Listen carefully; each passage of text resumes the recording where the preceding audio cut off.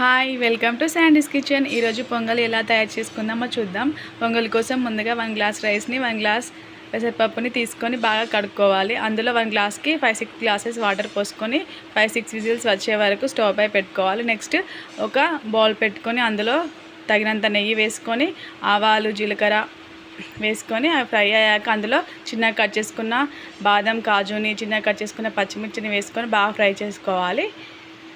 Next అందులో కొంచెం పసుపుని యాడ్ చేసుకోవాలి. నెక్స్ట్ కరివేపాకుని యాడ్ చేసి ఫ్రై అయ్యాక కొంచెం కొత్తిమీరని వేసుకొని బాగా ఫ్రై అయిన తర్వాత కొంచెం సాల్ట్ని బ్లాక్ పెప్పర్ పౌడర్ని దంచుకొని బ్లాక్ పెప్పర్ని దంచుకొని ఆ పౌడర్ని అందులో వేసుకోవాలి. నెక్స్ట్ మనం విజిల్ వచ్చాక దాన్ని మంచిగా కలుపుకున్న తర్వాత అందులో తగినంత వాటర్ పోసుకొని ఈ కన్సిస్టెన్సీలో వాటర్ పోసుకొని కొంచెం ఉడికిన తర్వాత నెక్స్ట్ దాన్ని యాడ్ చేసుకోవాలి. మనం పోపు పెట్టుకున్న దాన్ని.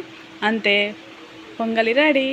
వేడివేడిగా చాలా టేస్టీగా ఉంటుంది. Thank you for watching sandies kitchen.